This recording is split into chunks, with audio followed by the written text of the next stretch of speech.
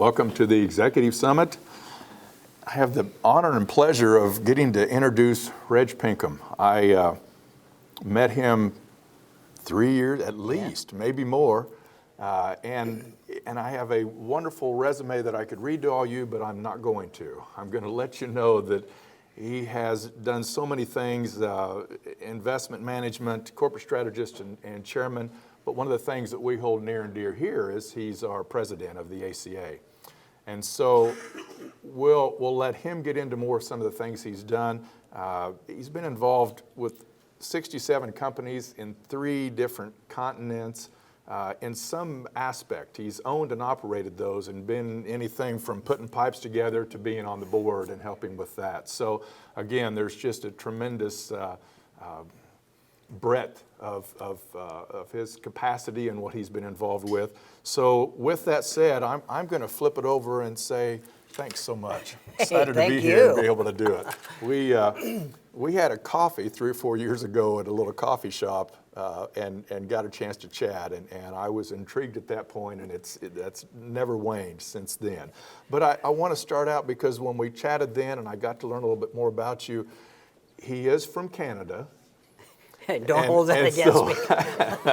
But I'll tell you what, I have found no one who is more enthused and more proudly waves the American flag and pushes for this to make things happen here. But as our president at ACA, he's done wonderful things with the start in a ranch up in Canada. So work ethic was a beginning back there, and I'm going to let it go with that and let you tell us a little bit about where you started on the ranch up in Canada. Well, the fence line was 80 miles around, split into 4 big pastures, and 25% of the cows you roped were going to chase you. They're not running away from you. So, of course, my dad would rope the head and I'd rope the heels. And, of course, until I got to be about 17, I thought my name came out of the Bible. Anybody that's moved cows before knows what that's all about. It brings out the worst in everybody, believe me. And of course, I get to be 16, 17 years old, and I'd say to Dad, you know, there's a lot of things going on, and you know, will I be able to go out on Saturday night? And we'd be moving these cows, and he'd look at his watch and he'd say, well, son, you know, 6 o'clock supper for some folks, it's just 6 o'clock for us. And so that was it. I mean, you got home from school, got off the bus, and I had horses that were sitting out in the corral, and Mom would say, okay, you got to move the cows from here to here, and I'd go out and I'd look, and sure enough, all the horses left are the ones that buck. And so that's how life began. In other words, you got to figure it out. That's the bottom line.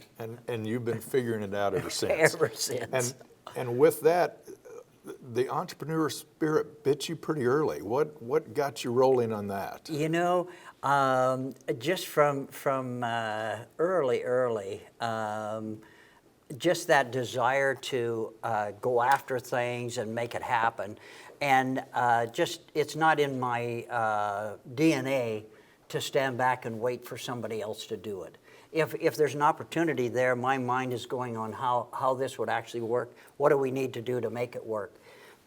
So I started off actually in the late 60s, early 70s with a band, and we played nightclubs and did recordings, and I would get up early in the morning and I'd sit with the owner of the hotel for breakfast and ask him, okay, so what do we need to do to make more money? And this just sticks in my mind clear as a bell, because it was Mr. Switzer and that owned one of these Sheratons that we were playing in, and he said every single one of these seats has a value on it. And he said, unless a Jewish typewriter rings up, you're not coming back. And so I said, tell me what we got to do. And so he said, don't worry about taking breaks. That's when people buy stuff. And so I thought, wow. And so all your mind starts to go, okay, so this is a business. This is how this works. It doesn't matter how popular you are. It's whether, in his words, a Jewish typewriter rings up at the end of the night. Yeah. And so that's what really got me thinking in terms of business and that kind of thing. And you rolled from And you played drums, well, actually, is that right? You played, yeah, I you played drums. I thought you did. Yep. We did some recordings Okay. and things like that, and so I learned what royalties were all about and this kind of thing. But during that same time, Canada is pretty vast, so I'd got my pilot's license, and then when the band broke up, I hung some spray gear on the bottom of a Piper Super Cub, and we became a spray pilot. And so I went from the spraying, then had the opportunity to buy a trucking company. Of course, crop spraying made a lot of money. Back in those days, I would net about $1,100 a day net in my pocket. Now you're flying 3 to 6 feet off the ground, 170 miles an hour, under the power line, over the telephone line, and none of it's bothered me. Ever since, I've been running. We've not noticed a thing. No, it's all good. You're still ducking and bobbing and weaving. Yeah. Yeah, exactly. So in that time frame, did a family creep in, or was it a while before that happened? Yeah, Yes? absolutely. Got married actually right after playing in the band. I have 2 girls and a boy, and then, of course, as things are going on, and at that time I was involved in the embryo transplant. We had a Citation jet that we were going back and forth to Mexico and bringing the ranchers up so they would look at our embryos, and then we'd take them back. And so we had some stuff going on, and this was really a change in my life, and that was. We flew the jet back to Saskatoon, where my family was, and they were supposed to be ready because we were going to fly off to Spokane for. And this was on what night?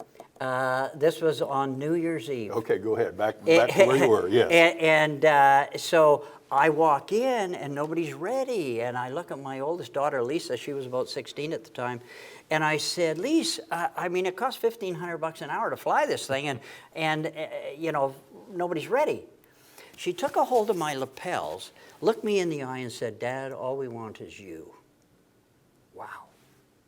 Wake up call. I had convinced myself I was doing all of this stuff for my family. Not true. It was a lie. I was lying to myself. And it was a wake-up call. It was about winning. It was about making sure that we would win. Mm-hmm. And it was really a wake-up call that at that point I was climbing the wrong ladder. And so that's really was a change in my life. Truly was. Big shift. Yep. Big shift, and we've talked about that, and it's made a difference from that point moving forward in your decisions and how you go about business. I know, mentioning earlier, 67 companies that you've been involved with and owned and a significant part of. Let's do it this way. Let's look about the last 3 to 5 that you've really sunk your teeth into. And I know you've got some philosophies and some things that you follow about the reasons you get into it. Give us a little bit of information on some of the most recent, why you got into that, because we're going to have a big gap and we may get to some of that in between. Sure. But give us an idea of where you are right now with businesses, how you got into that and why, and share a little about how you do these things. Well, I think first of all, it goes back to what you do every morning when you wake up. The guy that you look at in the mirror is the first guy you got to lead. The guy you shave with is the guy you got to be comfortable with in what you're doing, where you're going. And I always look at life in general. There's 2 F's. One of them is faith and the other is fear. One is positive and one is negative. And it's your choice. You can choose which one you want. I have always choose faith. I don't know what's over the next rainbow. I don't know when I get in my pickup whether the next intersection is going to be my last. But I know that where I'm at, I'm really comfortable. And I know where I'm headed. Mm-hmm. And so with that, if you died tomorrow, you can't take it with you. So when I go into any of the ventures I go into, I don't go into them thinking in terms of how much money am I going to make. It's not about the money at all. The money will come and the money will go. The money does not make who you are as a person. And quite frankly, when you quit thinking about that, it shows up everywhere. And now you got to deal with that. That's a horrible problem. But anyway, so I guess really, I think in the terms of leader. And we're all leaders. Everybody in this room is a leader. Everybody walking down the street's a leader. They're leading themselves first. And so I think in terms of, from a business standpoint, an acronym. And I literally think this every day when I get up. And that is L in the word leader. L stands for leverage. When you look at business, you look at what you're doing. If you can't find leverage, don't do it. Because it's as good as you, period. You can't climb that mountain by yourself. It doesn't happen. You have to bring people into your world. And if you do it any other way, it's a lonesome travel. Really it is. So L is for leverage. Second, E is for education. If you've got these people interested, or you're thinking in terms of leverage, you've got to educate them on where you want this thing to go. You have to, they got to be a part of the understanding of what are we going to do. A is for attitude. So many people talk about a great attitude, a wonderful attitude. I'm here to tell you that a good, great attitude will get you on the edge of your bed and in your slippers in the morning, and that's as far as it'll go. The bottom line is, it has to be a winning attitude. You got to want to win. You can't approach the day that, as long as I don't lose, I'm okay. No, you set it up to lose. You have to think in terms of, okay, what do I have to do to win today? When I'm driving down the street, how do I drive the best I can do? Back to the faith and the fear. Yeah, absolutely, absolutely. So then attitude. The next section is really, the D is for destination. Your people got to know where you want to go.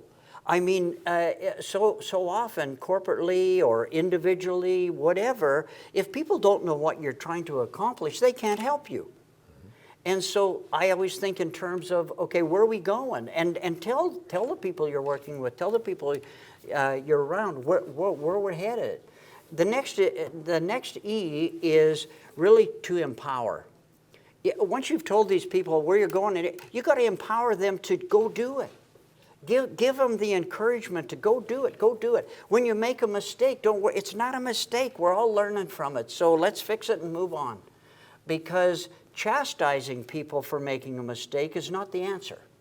Because all you're doing is destroying their self-confidence, and everything runs based on your self-confidence and your belief in yourself. So the more your team believes in itself, the stronger you become. The last R is really for recognition. And I'm here to tell you that money is not the recognition. Money is so shallow, even forget about it. Because recognition is what will drive a positive attitude. Their belief in themselves. So recognition. So going back to, okay, so where are we and where, I'm going to be 69 here on Monday. I have no desire to do anything different than I'm doing.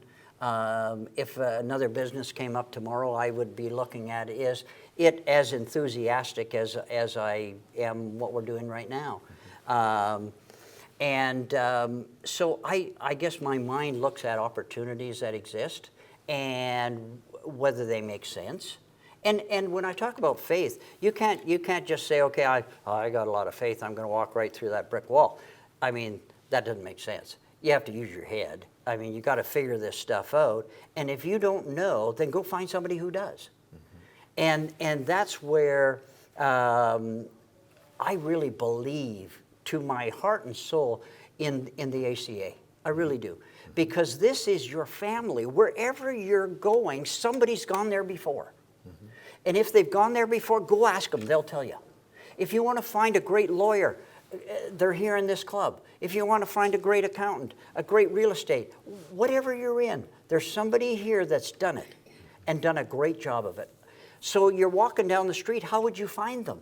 You can't find them. They don't run around with a flag. So you find them here in this club. This is your family.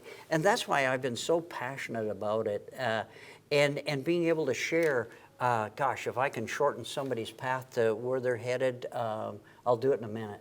Cool. So let me circle back with that. And again, one of the stories that we tell about Reg, when we got this facility, many of you in here know this, we got this facility, it was a dance floor. It literally was built up dance floor. And Reg decided that we knew it wasn't going to work. And so I think Home Depot, wasn't it? Yeah. Off he went to Home Depot for a $50, $60 saw and some blades. And he was back cutting this up in pieces, and I mean, he does it. So when he decides on a destination, and here's, you mentioned earlier when we were chatting too, I know we've talked about this, the destination aspect of it, you're not worried about the money and all of that. You find a direction you want to go, it feels right to you, you start moving towards it. And you said when you make the decision on that destination, that other things begin to fall into place very quickly without you having to work so hard at it, because you've made that decision and begun moving forward. Yeah, absolutely. So back to the ACA, and I want to ask, one of the things that I know you speak about are your core values and beliefs.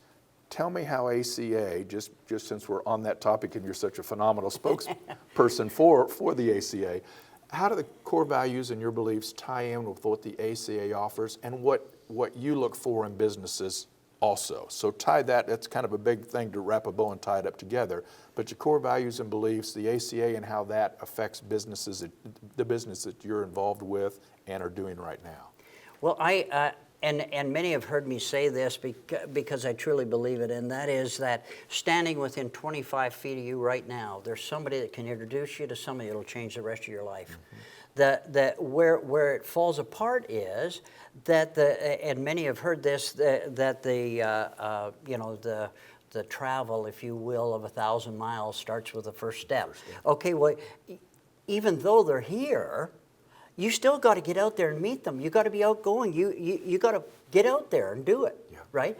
And so when you get to core values, it's really starts with a belief in yourself and your passion to do whatever it is you're going to do. Okay. And when you've got a passion to move forward and do that, just that energy attracts other people. It really does. And I was an international trainer for the Dale Carnegie organization for a number of years, and really sort of the niche that I filled was doing a class, and there were always 50 students in the class, but they were always deals that were $1 million or more. And part of the reason for that is it gets beyond being friends, it gets beyond all of those things, and now it gets to the art of the deal. So, for instance, you're sitting around the boardroom table, the decision maker's at the back, but the decision maker's not the guy going to do it. So you have to identify who's actually going to do the work. And so that's what that whole class was about. But it's about believing in yourself, doing the homework ahead of time so that you know where you are in the process. And doesn't matter what business it is, I'm here to tell you that it's really the mouse that'll trip the elephant. They're all the little things that fall into place are the ones that will trip you up, not the big things. And so you get in there and you start looking at all of these things and if you don't understand it, find somebody who does. And that's the value of this club. Somebody here does. You talked about, on your acronym with LEADER, you talked about education, and you mentioned about educating the people that you have. What about the education? Because I know that you dig into something when you have an interest and you're looking at and looking at another opportunity or something that you might want to get involved with.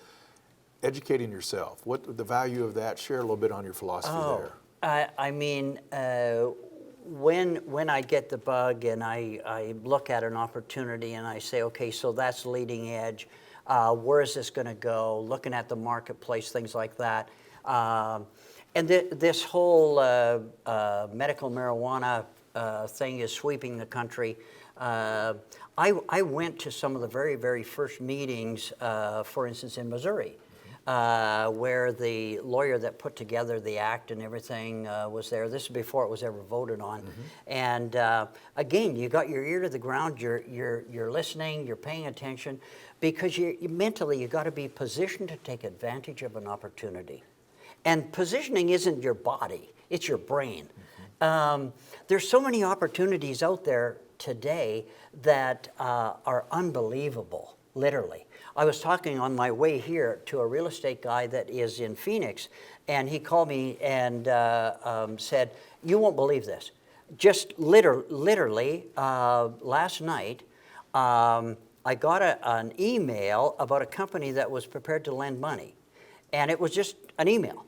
And so he said, I'm doing a flip house, and I was just going to put some of some more of my own money in it. And I thought, just for a joke, I'll fill this thing out. Within 2 days, he had 50 grand in his account. Okay, without the internet, you wouldn't have found them. Right. You'd have gone down.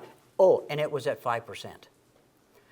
I mean, unsecured money always was 20%. The opportunities are out there. They're massive. And I always, and I probably shouldn't say this, but it's like a mosquito in a nudist colony, really. I got to tell you. The opportunities are massive, literally. Which is why often he's referred to as the Will Rogers of the ACA. So how's that? There's Brian. There you are. The opportunities are massive. You just got to have your head in the game. Coming from Canada, if you're skating around with a hockey stick in your hand and you don't have it on the ice, you will not get a pass. Yeah. Okay, so many people are walking around in this days hoping it'll happen. It won't happen. Hope is a very bad business plan. So going into this whole medical marijuana thing, I'll make this really short, but this doctor came up to the microphone and was going to educate. And there were about 500 or 600 of us there. And he walked up to the microphone, and his comment was, the medical field has been irresponsible in how they have handled opioids. Standing ovation, literally. All 600 people to their feet, clapping. And so he's trying to calm everybody down, sit down, kind of thing. And all of us have been there, where there's a spot where it's really uncomfortable. You've sat down, and then you stood up. Then you sat down, then you stood up. This is going on. He's trying to calm everybody down. I'm thinking, this is next thing to a riot. Somebody's going to start throwing chairs. And so the other guy comes up to the mic, finally gets everybody settled down. That was an indicator to me that there is a marketplace out there, and the public is tired of what's going on. Okay, so in education, there was a tick mark. There's an opportunity here. Mm-hmm. The masses, so I went to a number of those right across the country, and it was the same thing. Okay, so regulations are difficult, and nobody really knows how to fix this, but they do know that the product will really, really help. Like in Oklahoma, I'm CEO of our organization. We supply 570 dispensaries, so there are only 900 in the state. We just got the award as the fastest growing company out of 25 states, the fastest growing company, fastest growing brand. And that all goes back to the word leader. Mm-hmm. Where's your vision? Where's your passion? Where's your leverage? And the people that come into the dispensaries are people between their mid-40s to their late 80s. These are people that are looking for a solution. Right. And as we move into Missouri, because Missouri is going to start issuing licenses the end of December, I think that the more you become educated, the more you'll see the advantages. And yes, there's always, in everything, there's going to be people that take advantage of a good situation, always. If you set your standards high, and they are truly who you are, and a lot of people see green the minute they see this industry. Mm-hmm. I think that you have to work with the people that are involved. So, for instance, banking has been a very big issue in that whole thing, and everybody's waiting for this banking bill to go through. I was in Miami in May and met with a bank that was there.